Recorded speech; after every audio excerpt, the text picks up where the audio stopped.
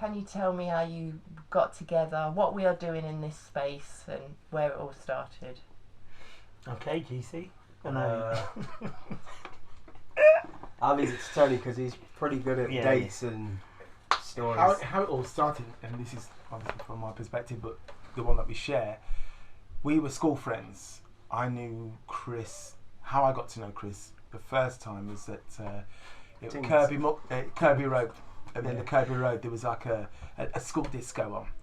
And I remember going there, and I seen this other black guy come there with another black guy, which happened to be his brother. Them days, you didn't see black guys up that end. Yeah. So Chris was the older one, so he dropped his brother off when he went off. And I remember Chris very authoritative, you know what I mean? My brother looking after him. And me and Paul got chatting and stuff like that, and obviously me and Chris spoke after that. And then how it all started, I was going out with a girl who was best friends with the girl he was going out with. So then we all ended up double dating kind of thing. Fell out with the girlfriends long ago. But we booked up in town and then kind of corresponded and continued the friendship. And how I knew Stan, I used to play for New Parks Boys, and I remember playing him at football. He was at Alderman Newton's. And all I remember was this greedy black guy who never gave the ball up, you know what I mean? Good player, but never gave the ball up. And then I remember standing at Tiffany's when we used to go to Tiffany's, and I'll never forget he had this polo neck shirt right up to his short stand. And it was boiling. And a blazer. But you were still cool. Believe. Alright. Right over. So that's how I knew Stan. Yeah. And then, by coincidence, all three of us had jobs in town working in cafes. I used to work at Cafe Rossa. Melfa. Cafe Melfa. I went to Rialto. He was at Bruciani's. Trainee manager at that time. Don't read into that one. So, you know, we all had these Saturday jobs. We was doing that. Did you get caught giving away cakes? Oh. Right, okay. And as I said, what really started where the music part became into it, I remember Chris and his brother were doing bass and guitar lessons. And I remember maybe about a year or two before I actually got involved with them, they said, oh yeah, we're going to be in this funk So band. how old were you? Sorry. We were 16, 17 at the time. I don't think we were 17. Yeah. What So year was it? 1978, 79. 79. So it's got to be 79. Yeah, Had to be 79. I know Dynamite. So Chris and Paul were looking at creating this funk band, and Lloydie Roy, you know Lloydie Roy, and Phil. Yeah. So I would say really you were the four that, and Mark Piper was involved at the time as well. So if we go that far back, Mark Piper was involved. And Boots in it then?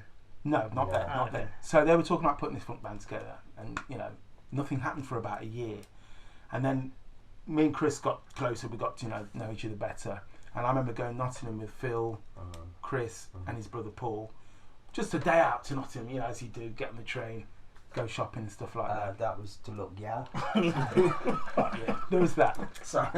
And Don't be sorry. I remember at the time they were still going on about, yeah, we're gonna have this funk band, we're gonna be Cameo, we're gonna be everything fine. I'm like listening to this conversation, and thinking, sounds alright, sounds interested. They go to me, so Lewis, you're gonna be in the band? And I'm like, I don't even play an instrument, what are you on about? And we happened to be walking through town, King Street, I remember the road, and there was a music shop there, and there was a saxophone in the window, and I went, I'll do that. Because there was already a bass player, guitarist and a drummer, so I thought, well, no one's playing saxophone, I'll choose that. I'm going to come in there. Go on then. I knew Tony, you already said how I knew him. I knew Chris because his best mate was a very good friend of mine. Phil. Philip. Okay. Voilà. Yeah, it's Belgian. And meet the fly fish.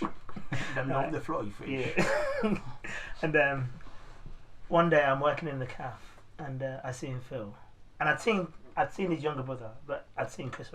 Chris was always arrogant. I think I just can't stand that guy. Thinks he's me. Right, so he came up and Phil had this record, High by Sky. Oh yeah. And Phil went. I said, "Oh, what you got?" He said, "I just got it from wherever." And I went to look at it, and he grabbed that man and said, "What do you know about this? This is funk." And I looked at him. I thought, he is a proper dickhead. Right. About my stories that I played my instruments in the church, and I grew up in the church, and then got out of the church because that's what happens. You couldn't behave. Yeah, couldn't behave. But I wanted to form a band. I wasn't too sure what kind of band I wanted to do. at the time. I was into two-tone at the time. I liked two-tone. I was a reggae man, really. You could have But dropped down to the floor if it all allowed the you. same. But I love my funk anyway. And I'm just coming out of work one day and I see him with a saxophone in his hand. Just bought it. This is the saxophone That's that what I mean. I've decided to buy. So- Warren Stamford, Bulk River Road. So I've gone to him, yo, do you play sax? He says, yeah. I said, do you want to form a band? He went, got a band. And what we're talking. So I'm thinking, alright, I'm trying to form a band. Anyway, it always comes back to a girl. I'm trying to run down this girl. And she tells me she's a singer in a band. So I said, yeah. She said, yeah, I'm going rehearsal. So I said, oh, I'll just come rehearsal with you. Wherever she's going, I'm following. She's gone into this cellar, not this cellar, Highfield Street. Walked in, and when I walked in, he was on guitar. Tony was there. Tony Greer was on keyboards. Steve Nurse was on keyboards. Lordy Roy was on drums. and Philip. No, Philip wasn't there then. Wasn't there? No, Okay. Philip wasn't there. Was Tony Alessandra there? No. So I walked in and I'm looking at this band, thinking, yeah, whatever. But then they started to play, and I'd never seen anyone play bass the way his brother did. I just looked at this guy, thought, oh my god, and instantly I went, I'm joining this band simply because wherever he's going, I'm hanging on to his coattails because he's going to be a star. And what were you playing then? I was playing nothing. I just came into the room. No, but you were... Guitarist. Oh, guitarist. Okay. But I came in the room and I'm thinking, how the hell am I going to get in this band? Right, because I just thought I just had to be in it. Then they started playing King by UB40. They started playing King by UB40. And I knew the guitar solo. So I said, I just picked up the guitar and started playing it. He went, oh, do you play? I went, yeah. He said, well, the guitarist, we got a guitarist, but he don't turn up. Another guitarist, because he played guitar at the time. Dave D'Souza. And I knew Dave really well. And he said, he ain't coming. He said, if you want it, you're in the band. I went, yeah, great. And I kept thinking, well, I'm in now. I forgot to tell him that I was an alright guitarist doing reggae and doing what I did, but he was doing all these shapes on guitars. I was like, I've got a clue what he's doing, right? So, but I could blag it. So I went out. Thought I better go and learn these. I better go and get these jazz chords. But I went out and got it. Started looking, playing them. It just did not make no sense to me. So I thought, I'm just gonna have to blag it forever. Yeah, let me come in on Yeah. that, because we used to sit together after we got over the initial hurdle, Yeah. and we used to exchange chords and teach one another and definitely. really push each other, Yeah, because yeah. we only had ourselves to help ourselves, Yeah. and then obviously the established artists who were around. So me and Stan used to sit there and have trade-offs. Yeah, and, it was you crazy. know, try and teach each other. But we were very young, so it was kind of. But we wanted to be Earth, Wind and Fire instantly. That was from the beginning. We wanted to be Earth, Wind and Fire. This is where, can I just interject here? This is when I mentioned to you earlier about Richard Thomas, because he was the one who started the funk scene for us in Leicester. And he took us to see Brothers Johnson at the time, who had Stomp Out, which was a huge hit. Yeah. And when we seen that it was stars in our eyes for us, because we seen 4-piece horn section, 2 keyboards, guitar, bass, drums, backing vocals. We just looked at that. That's who we want to be. That's what we want to do. You know. So from then on in, that was the blueprint. And obviously Earth, Wind and Fire, and Cameo, Parliament, Zap, all those bands. So where was your start? Because you were already in that band, and I'm presuming you were already playing instruments for you and your brother? Well, basically, my musical career started when I was, say, probably about 6. I lived in a children's home for 18 years. And one of the nuns, she taught me. Teresa Jones, sister Teresa Jones. She taught me guitar, and I used to sit in my bed on this nylon string guitar, Box guitar, and just learn the chords. She used to teach me some Trinidadian songs, and I used to just learn the chords, and I used to scratch in all the notes on the neck and everything, because you know that EOS guitar, all had the notes scratched in. So I kind of started there, and I've got pictures, and we've got pictures somewhere around me with shirt flow open, guitar here, thought I was Michael Jackson and all this sort of stuff. And then it just really went from there, and then my dad bought me some other guitars, me and my brother went to guitar lessons, and we just sort of chased our tail because there was an Irish guy who continued our training then, but I think he just saw pound sounds and just, we were too young to say, hey, you're just running us around in circles. So basically it started then. That's when we started as a kid, me and my brother. So leading up to where you met these two, who the band that you put, this was the initial band that Libby was talking about. So you weren't playing out? Or No, we weren't playing out, no. And then, like I said, I booked up on Tony.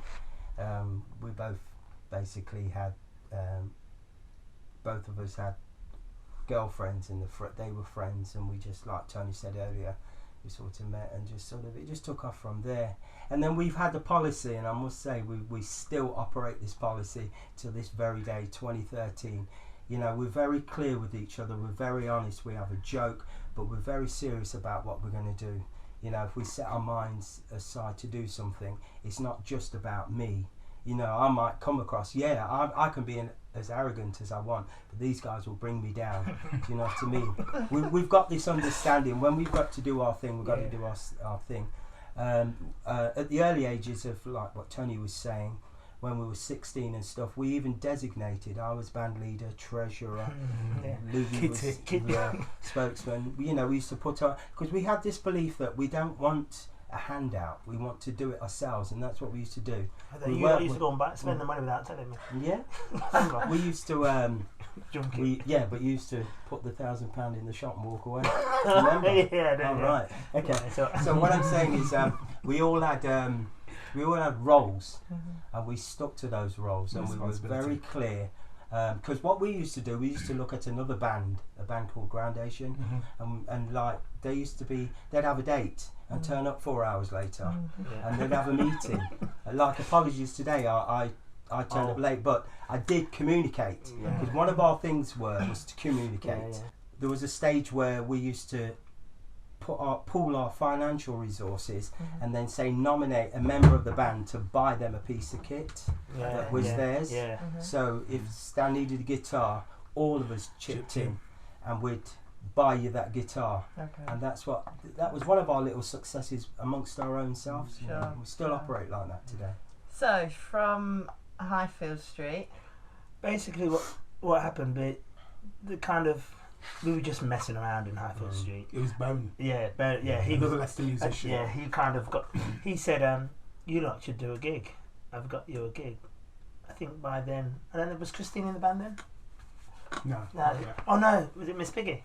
The filtered lips. People got slaughtered. We slaughtered everyone.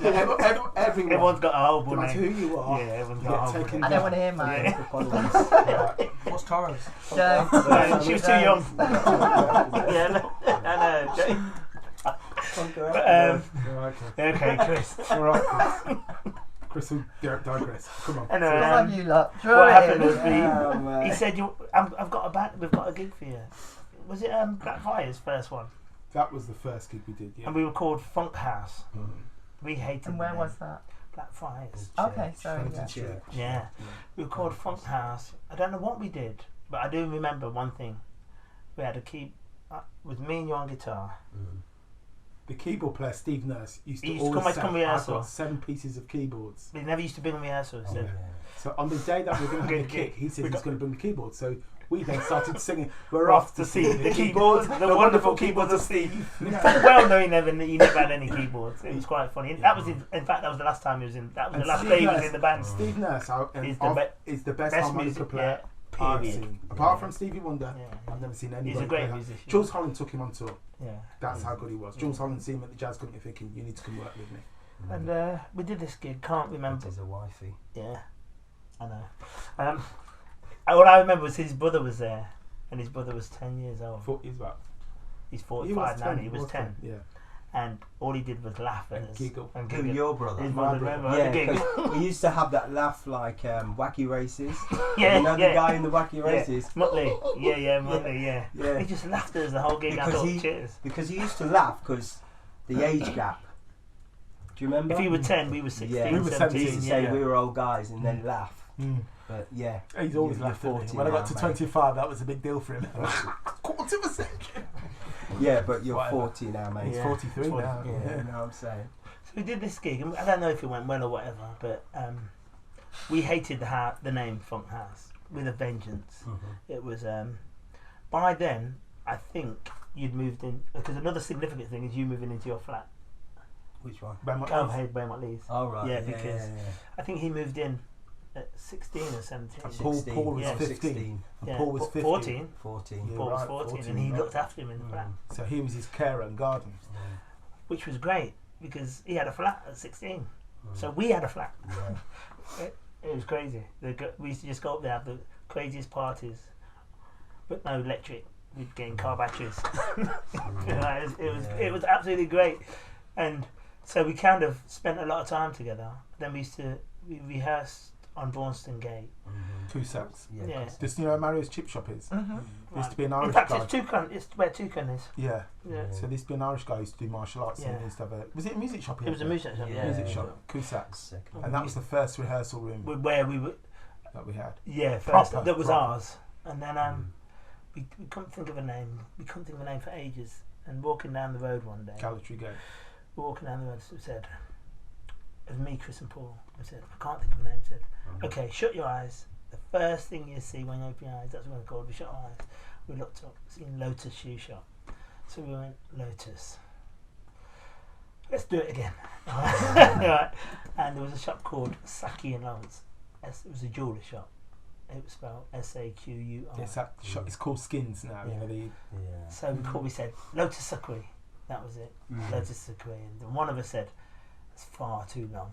Let's just call it Saquii. We pronounced it wrong. We went to, that was a Friday night or a Saturday night. We went to rehearsal the Sunday, and Tony booked the rehearsal, and Tony spelled it.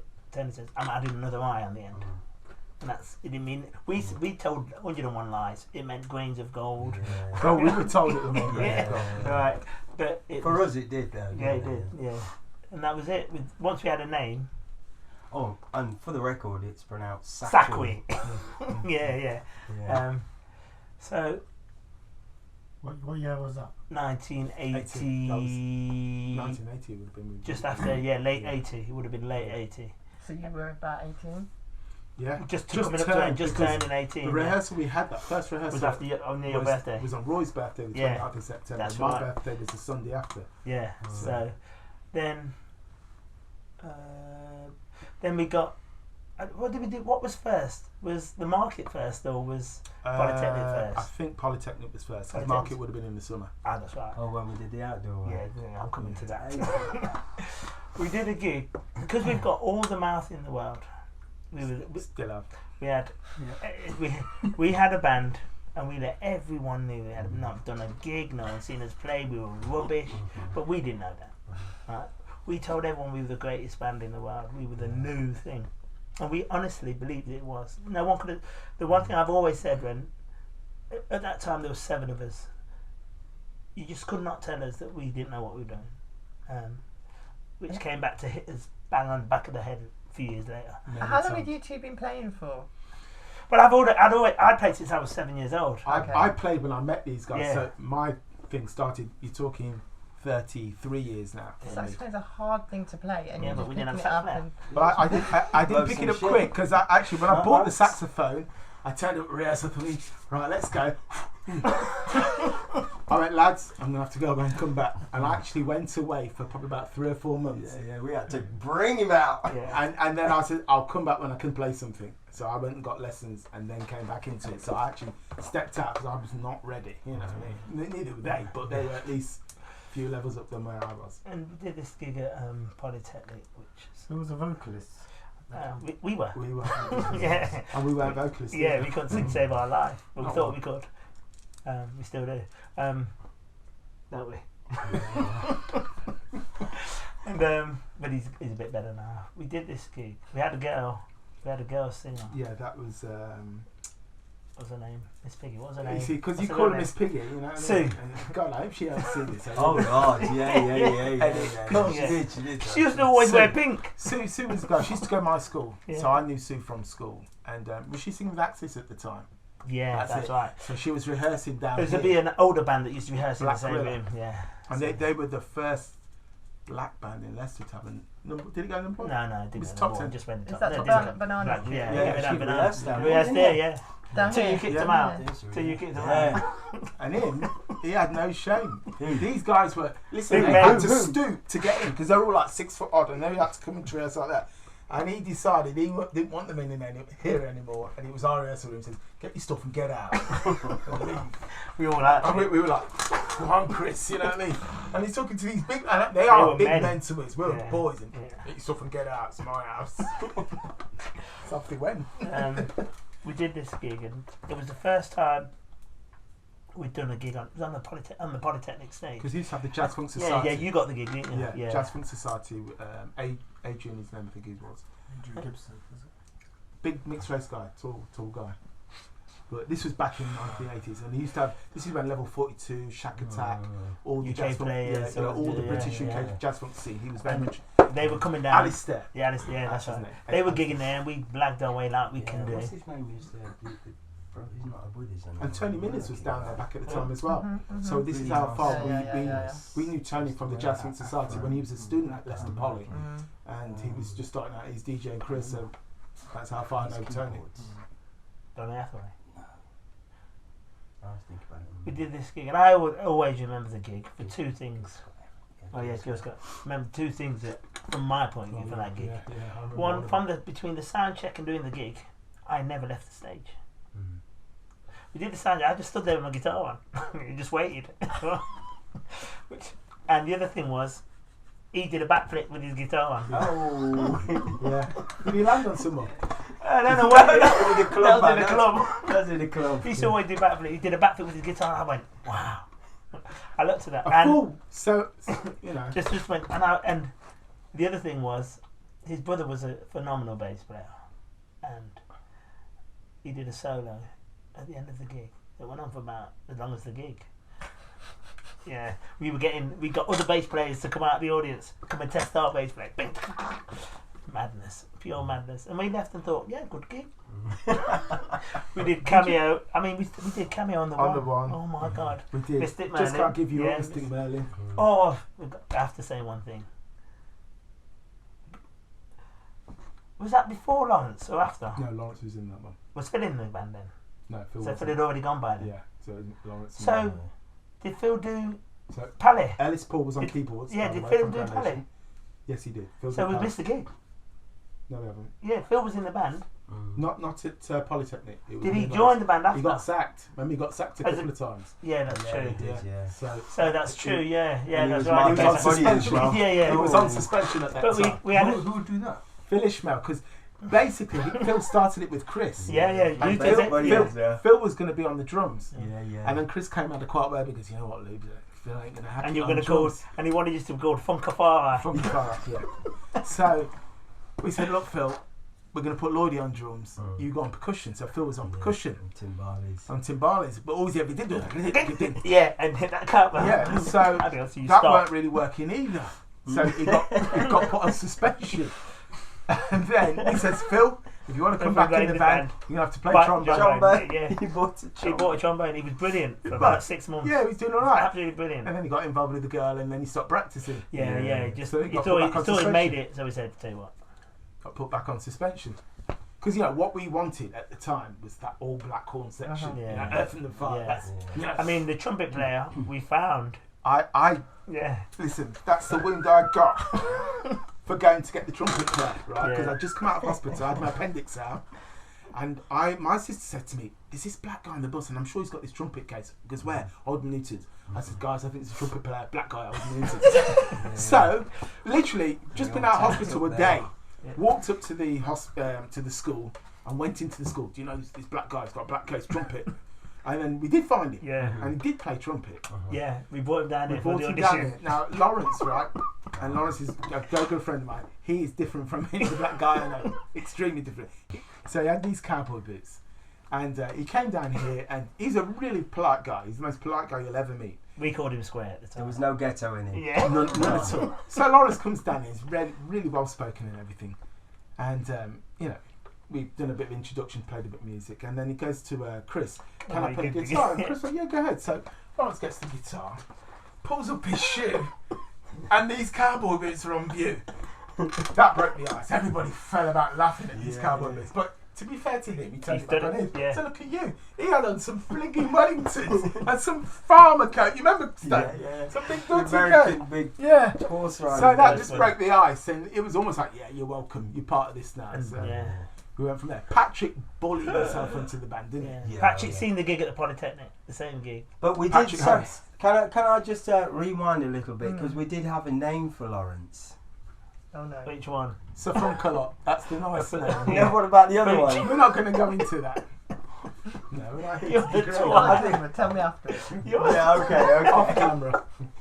No, we all. One of the things that Saquii did, apart from having the identity of the name Saquii, was Parliament were our heroes, and our heroes all had special funky names. Yeah. So we thought, right, we need to have a persona, an individual persona. Yeah. So I was the Uncle Funk, the Groove Controller. Yeah. Mine's a mixture of there's one name, isn't it, really? Because it's like Big Brother, Big F, Fruitcake. Groove is delicious. Better known as Fruitcake. Yeah. So and Lawrence, his name was Lawrence Knight, so we called him Safronkalot, the Black Knight.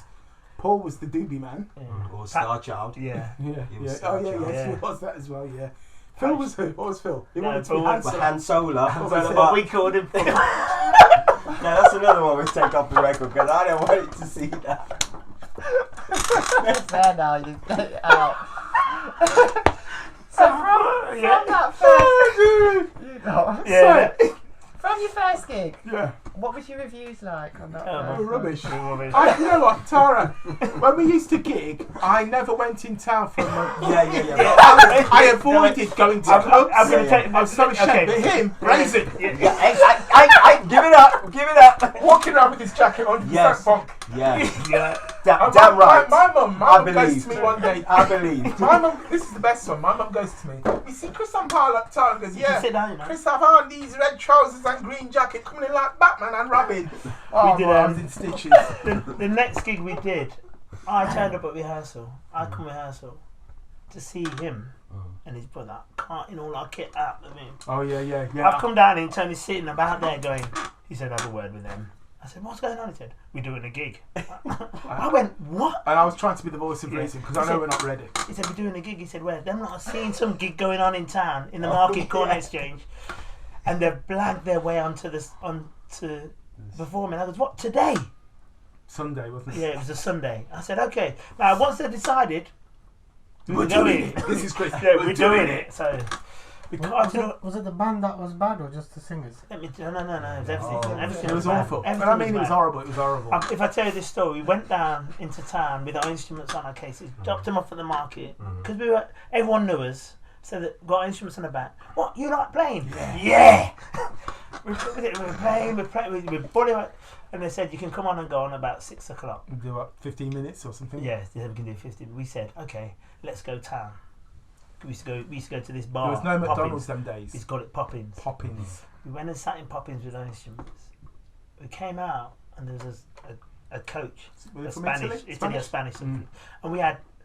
We didn't see Earth, Wind and Fire, and the guy said, "Earth, Wind and Fire," and we went, "Yeah!" Signing autographs. We were blagging. Yeah, we went to the gig. We got on and everyone was going, "Oh, them Saquii guys are playing." We created our own hype. We did 3 songs. We agreed to do 3 songs. We're just about to come off stage. No. Let's get to the stage first. Right, okay. We created the hype. And they go, "You're not going on?" Yeah, we're going to be there. We also had 3 songs. One we had called Stoughton Street, which was written about this cellar. Do it now if you want. Give us the chorus. I know, we all used to all sing in falsetto. You sing with Phil Bailey. Yeah. Right. I think we did Stoughton Street. Did we do Body Motion? Yeah. Body Motion and one other. Anyway. Saquii. Yeah. So we kind of just said we're going to do them 3 and come off. Anyway, we've done the 3 songs. I'm plugging out my pedal, my blue chorus pedal, and I hear them starting another song. And Chris, I look up and he went, "What?" Tony's like this. All I can say is, it was 4 when we started.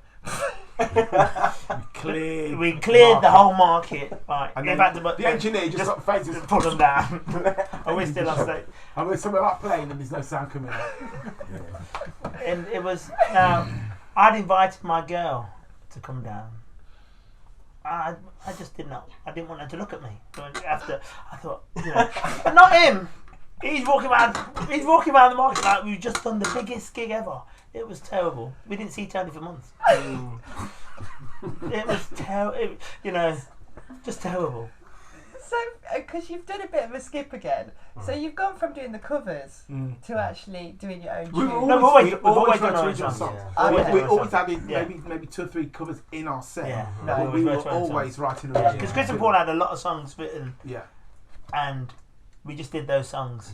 Because remember, it's 2 brothers sitting with their guitars at home, and they had a lot of songs. Basic songs that would come together. Came up with the ideas for the songs. So it was, and I like that because we were kind of original. But basically, what happened was Chris was very much into James Brown and Funkadelic and Parliament. And Chris had the Parliament Live album, and we didn't really have an image then. We were trying to be Earth, Wind and Fire then, weren't we? Really? Yeah. Right. And he had the Parliament Live album, and I seen the guitarist Glenn Goins had a nappy on, and I said, I'm wearing a nappy. So Chris went, I'm wearing a nappy too. And he I went, said, I'm wearing a nappy. But But by then, Paul was like, I'm not wearing one. because Paul was the cool one. Paul was the immaculate one. Yeah. Prince Charming as well. Yeah. You know what I mean? Or Puff. Used to take ages. Like, we'd like packing up to go. Just gotta go wash my hands. And it still hasn't changed, does it? You know what I mean? And then when we do a gig, Paul starts sweeping the stage before we Before start we done the gig. I said, Paul, just chill, man. We didn't realise it was we're young, it was his OCD. He's a little bit OCD. OCD. So it was great. We used to think, so he said he's not wearing one. Once we made a decision, we all had to wear one. Yeah. That was the what I have to tell you now. I mean, as fun as it looks, it was as fun as it was. Because I have never laughed as much. We'd be in tears before we went on stage because you're looking at people's costumes. I was in tears just looking at the You're not going on like it got silly in the end though, because we tried to be outdo each other, and then not tell each other what we're doing. I've seen you in a pair of shorts that really. No need for. Let me tell you about them shorts. Him and his brother. We said we're going to wear shorts. And they went shop and came back with some bags and said, what you got? Not telling me. Yeah, the American shorts. Yeah, the American shorts. I went, the body riders. But no, the thing is though, coming in on that one, I know we're sidestepping a bit, but it was one of those things I used to think, well, if girl can get away with things, right, and draw a man's attention, then I want to try and draw a woman's attention. Yeah. Do you see what I mean? So I was just like that. Can I just say, adding to what you're just saying there, because I took that style in New York with me thinking, oh no, got it going down. And I went into the shop, this guy got to know me, Tony, he says, I said, what's up? He said, you went downtown in them shorts? I says, yeah, what's the problem? Because the only people going to be chasing your ass is wagons. Yeah. But I'm like, okay. I said this a bit earlier. Under all the confusion and all the bad gigs that we did and flops, we were still organised in our own way. Organised. We're always we used to have a script. Our show would have it. It looked like we didn't know what we were doing, or it looked like it was very off the cuff. But we didn't. Yeah. I knew exactly what he was going to say. Very, do you know what I mean? So when did you get good? I'll tell you.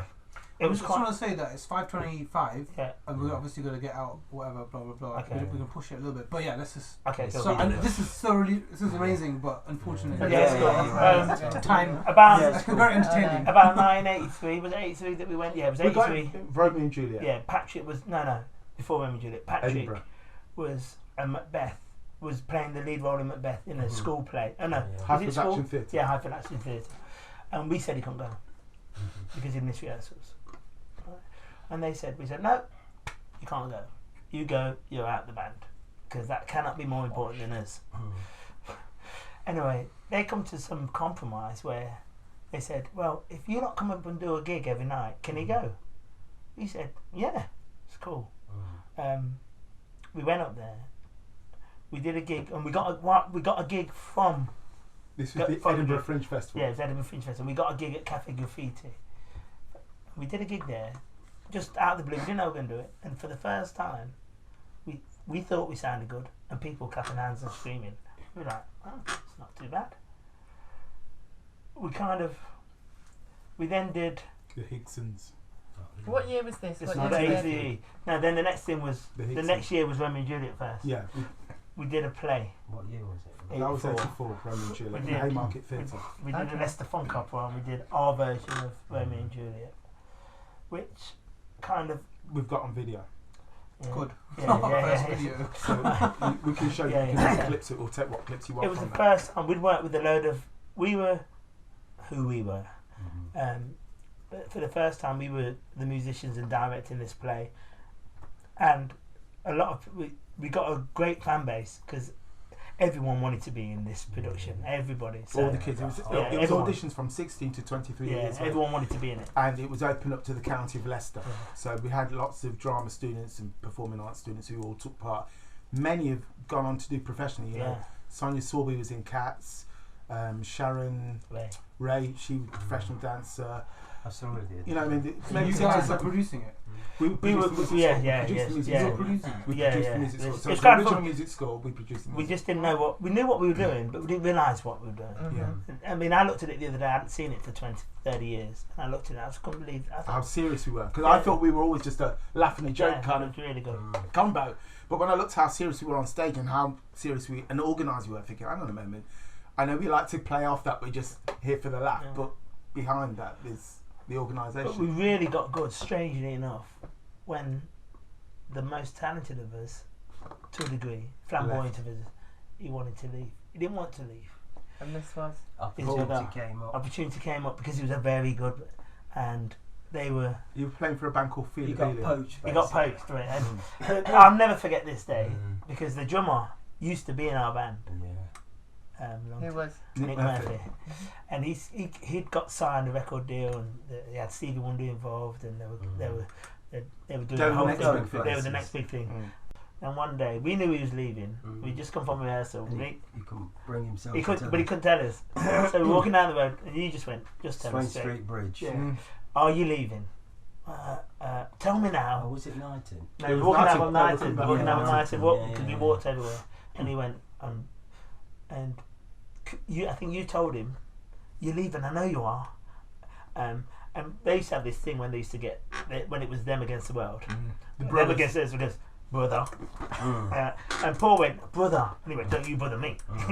I'll never forget that thought, and it killed him. Right, killed all of us. We couldn't believe it. Best thing that ever happened to us. Because we then three became the focal point of Saquii.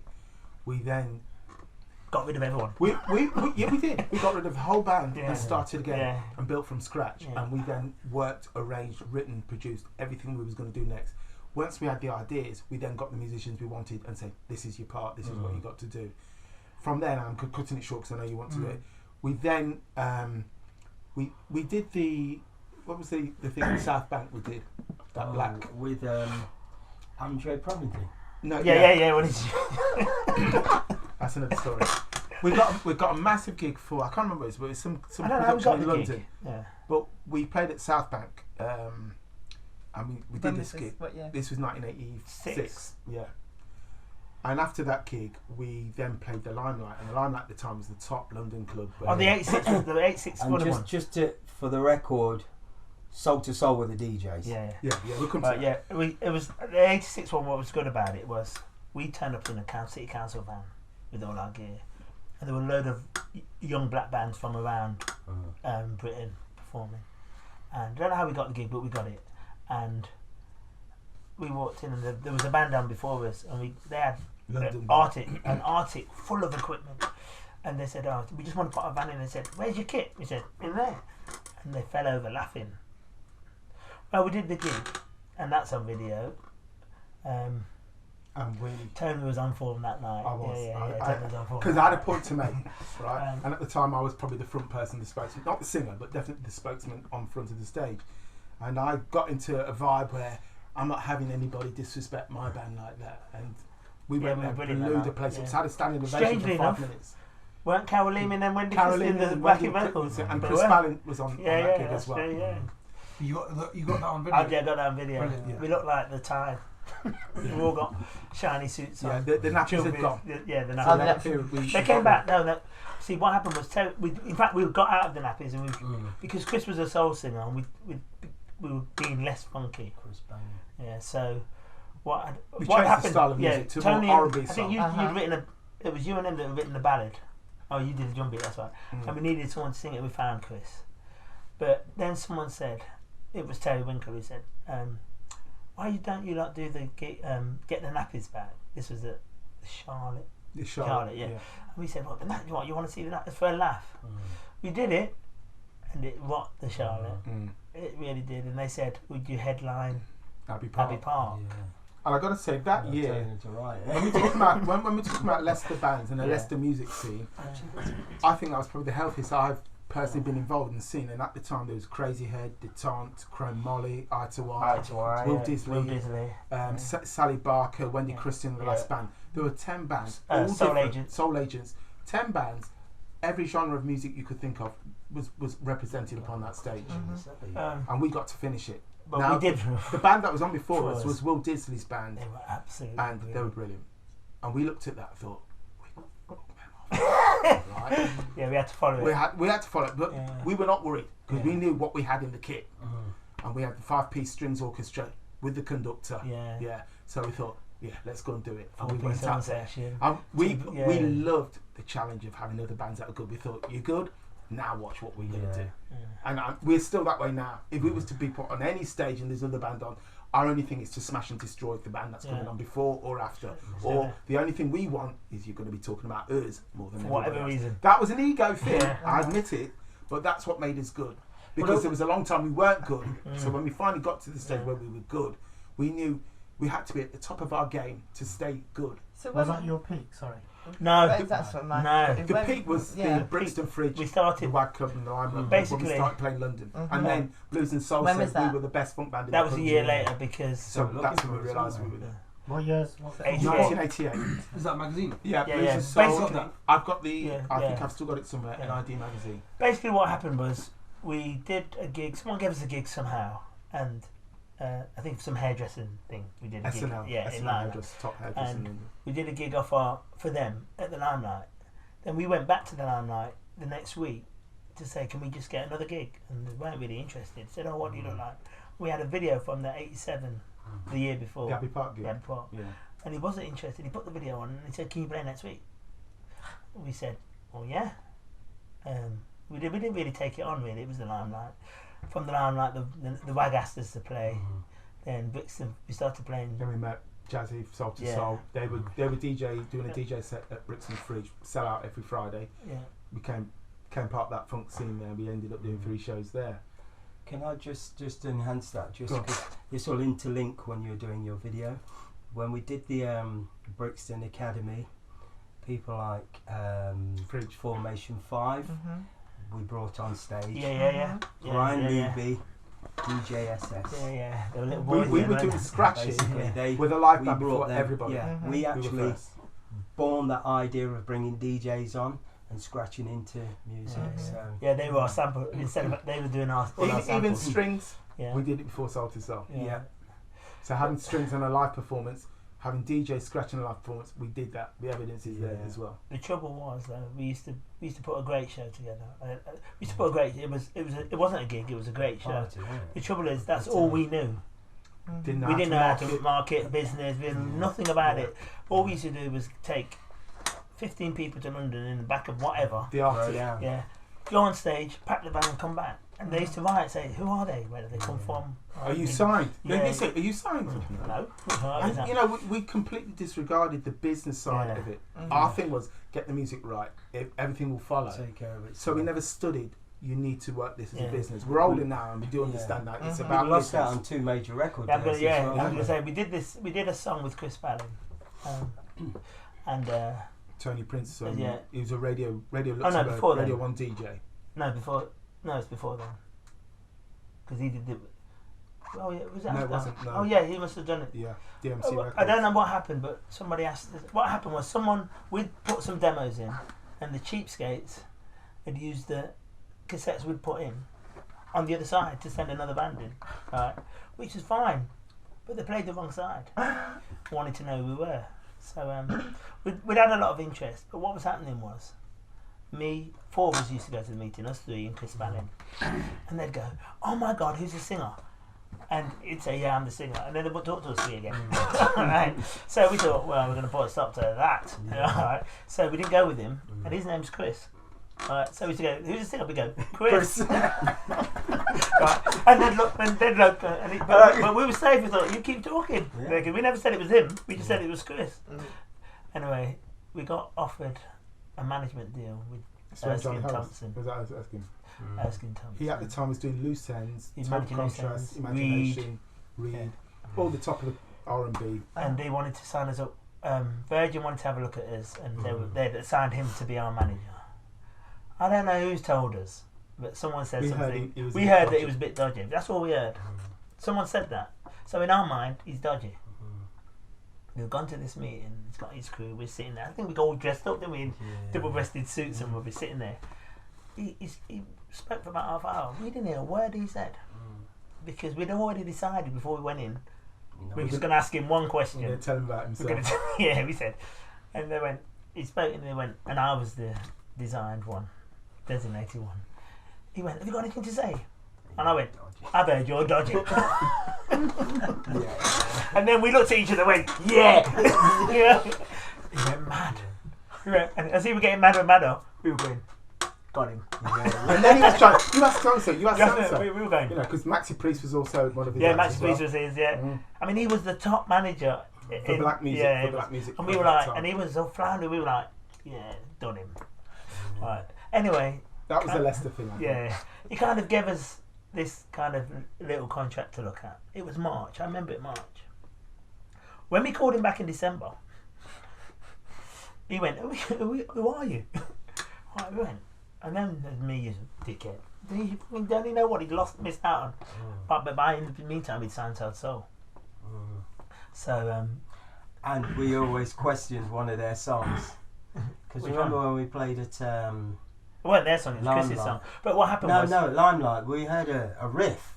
We kept saying, that riff sounds like one of our riffs. Because we obviously used to do the date and they were doing the DJing.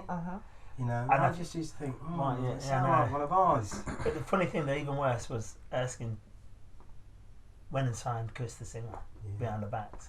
Anyway. Not behind the backs, but... Well, it was. We didn't know. We went to see him. And said, "We got this deal." And Chris said, "Well, I'm going to sign it with you as a part of a 4 when I can sign it as a part of a 1. We walked out of that. That was the last time we worked with him. Yeah. We'd done so, but we were already good by then. And we started. He decided. We said we didn't really need him because we were going down 2 roads. We were going down the soul road, and we were going down the funk road. We went down the soul road because Chris Bannon's the greatest singer I've ever worked with. And so we just couldn't not do it. But the other side of us was like Jekyll and Hyde. We used to go. So we'd do gigs where we'd do half really classy, and then we'd throw off all those rubbish clothes and say, "Let's get the nappies out." Yeah, let's get the nappies out. So where did it? How long was Saquii around for? Is Saquii still here? I would say it started in 1980. Yeah. And I would say realistically we took it up to 1989. No, because we did 97. We did that gig in 97. We did a reunion gig. Yeah. So up until 1997 was the last time we did. In fact, we did 2 gigs. We did one at the Montfort Hall as well in Bob Marley Day, 1994. 94. Yeah. So 94, 93 we did a Saquii reunion, and then we did one in 97, and we haven't done anything with it since. What happened was the music changed. We were proper 70s funketeers. You know, it was. There used to be clubs in Leicester, and we were renowned. We'd take over the dance floor. So apart from the music, actually, apart from but apart from playing music, we were requested to come to clubs and night parties. You know, when it used to go right round the clock, just to liven up the place. You're from Nottingham, so you remember Rock City, right? Now, Leicester used to have a posse that used to go up to Rock City, and Leicester used to get banged. You know, in Birmingham, everyone used. Now, none of us are dancers, but we used to have the stupid dance routines. We used to do the Michael Jackson Thriller and stuff, right? So, I know, and it's hilarious when we used to do it. Me and him, right, downstairs in the jazz football. The jazz football. That man used to take it proper serious, right? I've come in looking for them to. Me and him would go in there and be like, just doing pirouettes. I think in one way, because within the community, the wider community, there's this kind of stigma where you've got to conform and behave in a certain way. You can't let your head below your shoulders. We come along and say, hey, forget that. You know what I mean? We're just going to have fun. And eventually that just caught on to people, because as I walk around now, I see people being more expressive and not afraid to do something outside of what their class is. David Khalik, right? His sister Anne-Marie was in Romeo and Juliet. And he must have been probably about 11 and 12 when he'd seen us do that. And I did a show at Bowstrings a couple of years ago. And David Khalik is now a big man. And he goes, I remember these Saquii guys. And he broke out into doing the bird, right? And when I looked at that, I'm thinking, now that's an impression you've left there on somebody. Here's somebody who watched us do that for a bit of fun. And he couldn't wait to show, I can do the bird, you know. And off he went. And, you know, I think at the time we were very impressionable on the younger ones who were about 3 or 4 years younger than us, in terms of go out and enjoy yourself, don't take it seriously, just have fun with it. And when people seen the vibe that we had, they all caught onto that then, and then we had a whole cast of people, 30 odd people, and it wasn't just us three, shouting the funk side. Shenton as well, Paul, Patrick. But we got everybody involved in funk. Everything was turned into funk. I think one thing with us is like we'll embrace any sort of different, any character, and then help you bring that out. There's room for big egos amongst us. The bigger the ego, the better. We love you. You know what I mean? Because we'd rather have you within the circle than outside of the circle. It's almost like a two-way thing, isn't it? If we know you're better than you, we're not going to pull you down, we're going to bring you in. Because better you're on our side than against us, because you're a threat then. Do you see what I mean? So, although we used to get really insular. If anyone ever threatened one of us, you'd have to deal with all this. Used to be really, you know. That you always scared me. I'm sorry. Why? You were always the friendly one. You were always I've always saw you as a little bit shy, but you're that's fake. Scary. That's fake. It worked. He is the least shy person in the world. And then Paul was lovely. Oh, Paul was the sweetheart for everyone. Actually got asked to do the second single on DMC Records, which I don't really like to talk about too much. But I can get your copy. Still doing it. I got involved in doing this rap single, and it was awful. He then wanted me to do some more singles, and I said, look, to be honest with you, I'm not a singer, I'm not a rapper, but I've got a funk band. So then I got my band involved, and then Chris Ballin got involved. They were going to produce our first single, but they didn't like the bass sound and said, look, we don't like it. We had Les mixed Dr. Adams, who'd only just finished working with Cameo. And then a week after was Cool in the Gang. So he says to us, guys, we should put bass synth on this track. And we went, no, we won't.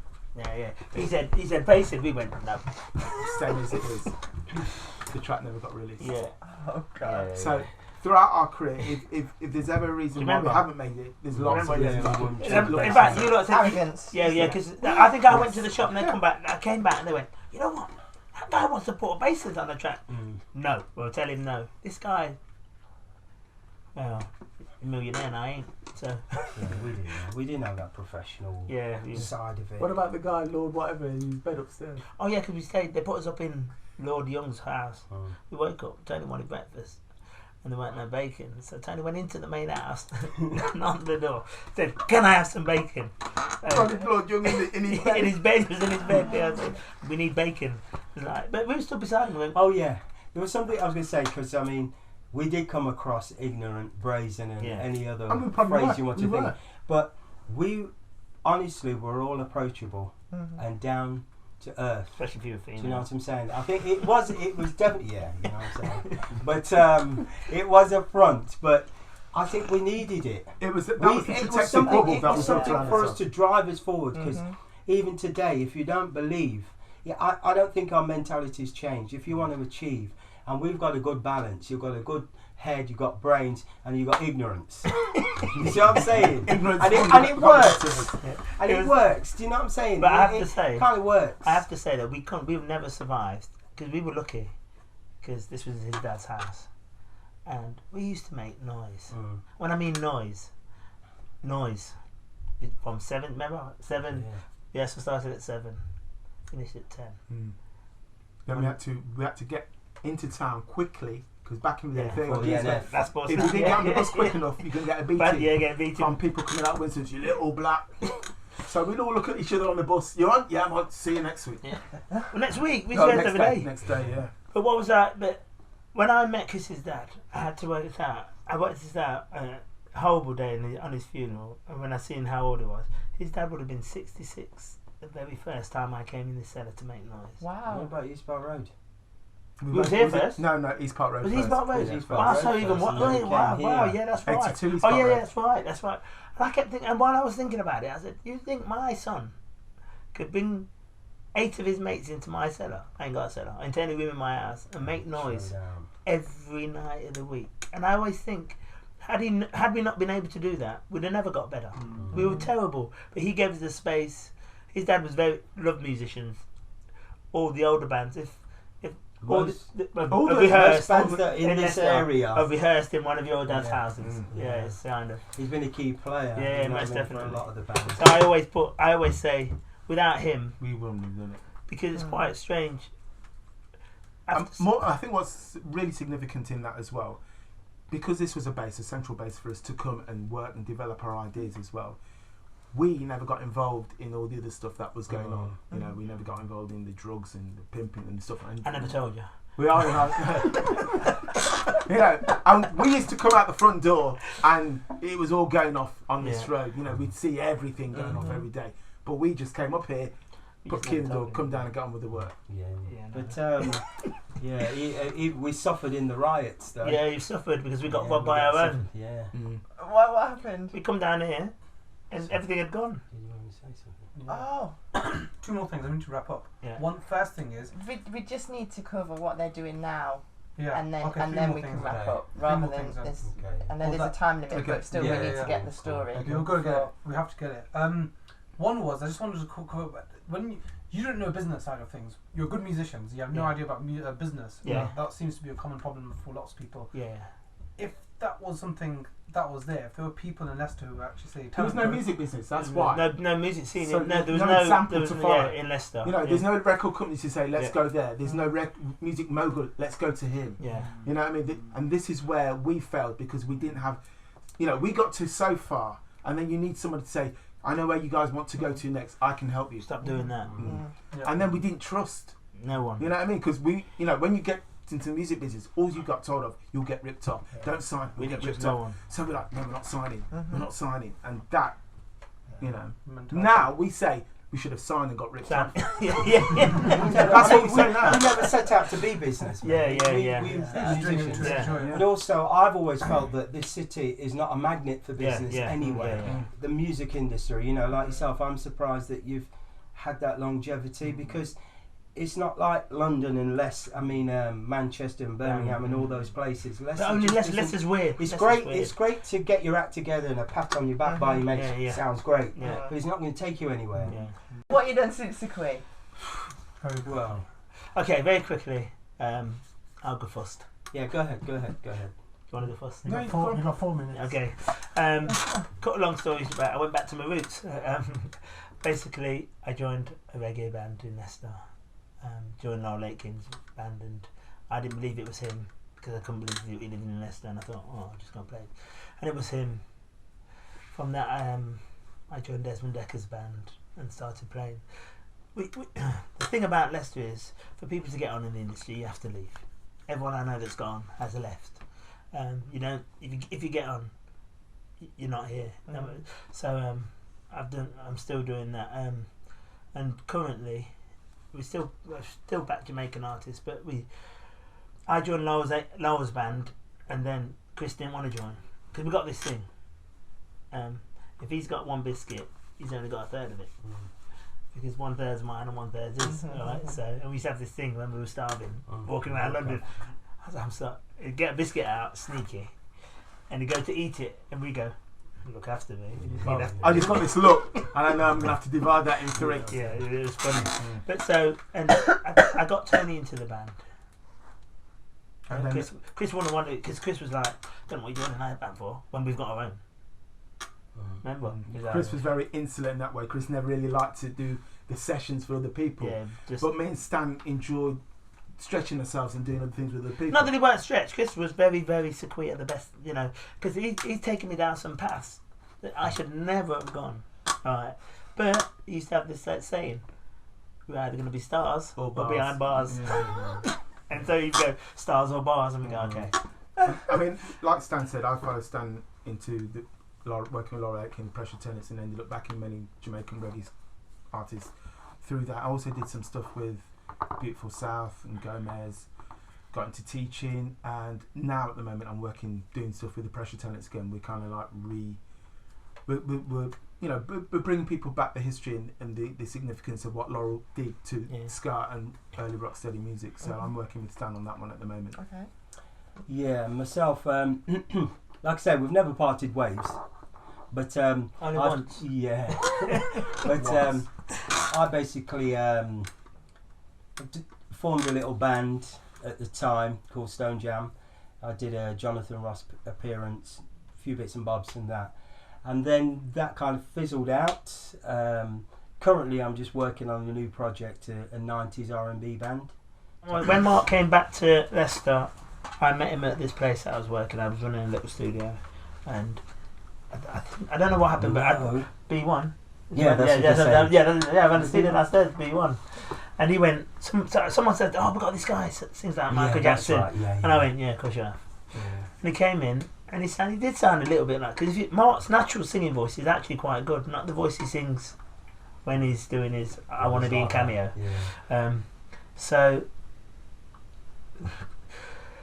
I had a studio, and he said, "How much do you charge?" At that time it was £5 an hour, and I said, "I charge £5 an hour." And he said, "Well, I got £5." I said, "Well, you got an hour." And in that hour he went through a track 3 times, I programmed it within an hour, and he sang it 3 times straight to that, and he took it off and got a development deal with Soul to Soul. I thought, wow, has he just done that? And I kept thinking, we've been doing it for ages, and he just come and just done that. Then it went, he had to put a band, cut long story short, he put a band together, and I was doing Top of the Pops. I was just hanging around with him, and we was on Top of the Pops, and he had 4 girls who weren't musicians, just miming. And one of the girls the girl drummer just couldn't drum, just holding sticks. And so the producer said, "That girl, we can't use her in the live show." So as he's walking on stage, they told him, "You can't use that drummer." So he goes to me, "Go play drums for me, boy." There's that words. And I went, "I'm not your boy." He said, "What? You don't want to do Top of the Pops? I went, "Where's the sticks?" We were doing Top of the Pops, and Mark. Well, I'll tell you how he got me involved. Yeah. I was at home 4 o'clock in the afternoon. Stan phones me up, was, "Louie, what you doing?" "No, not much." "Get yourself down here. We're doing Top of the Pops now." Within an hour and a half, I was at the studio in London. Right, got on the train. His brother was already in it.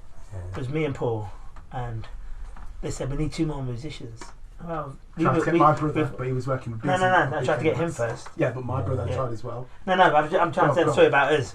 Whereas I went, "Tony," I went, "Chris, there's 4 of us. Remember we said we'd always want to do Top of the Pops together? Come now."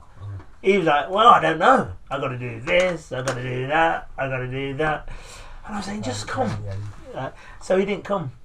And what will always stay in my mind, when we did that show, me, him, and Paul did it. Mm-hmm. We hadn't rehearsed anything. Yeah. I walked in the studio. He says, "Right, you guys are going to create some movement." Now, because we're close, within minutes, us 3, me, Chris, me, Paul, and Stan, had worked out the dance routines. Yeah. The choreographer who'd come in to do the gospel choir, to choreography their thing, said, "I'll leave it with these guys have just come in here 5 minutes. We've got it sorted. What's going on?" But we had chemistry, and we had stage presence. But you weren't there. Yeah. I didn't think you could get hold of me that day. No, I got hold of you. You told me I had something to do. Oh, right, well, you know, brazen. What was her name? But no, just one quickie. I know you guys want to go, because I remember Mark come to me one day. He says, "I want a song that's gonna stand the test of time, longevity." So we sat at my grand piano at the time. I went through the chord construction, and then I said to him, "Okay, I'll see you in a week once you've wrote your words and worked out your thingy." To this day, I never saw him. Yeah, it's called Return of the Mac. Oh, yeah! I didn't say that. Is there anything else before we wrap There's up? loads more we could say, but that's part 2. That's another time. Yeah? Are you alright with that? May the funk be with you. I think you should do that for the camera. No. Go on then. No drinks, no drugs, just a party vibes is all we need to keep us satisfied. Can you give us a chorus? That was it. No. Give us a chorus. Oh, come on, man. You sing this song. Come on, singing. Come on, man. Come on, man, baby. No, all night long. Can you rap? I'll let you in that porno club for free. Come on, man. Just do it. We have to go, man. You sing it then. You're the singer. Come on, after 4. 1, 2, 3, 4. Let's get it sweaty, baby. All night long. Let's get it. Let's get sweaty. Let's get sweaty, girl. Let's get it sweaty, baby. All night long. Let's get it. Let's get sweaty. Let's get sweaty, girl. 1, 2. I look so cool.